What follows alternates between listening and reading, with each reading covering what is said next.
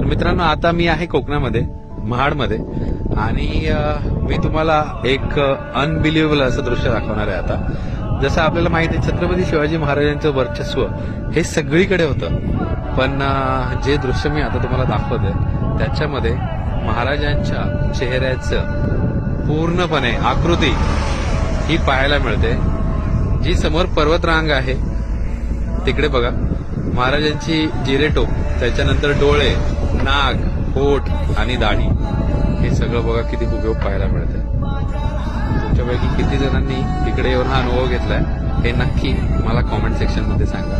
पण खरंच अंगावर काटे आणणारं दृश्य हे आज मी अनुभव करतोय इथे.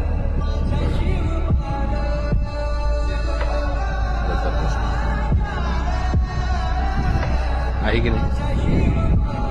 म्हणजे महाराजांचं वर्चस्व हे निसर्गामध्येही आहे, हे आपण आज समोरून साक्षात बघत आहोत.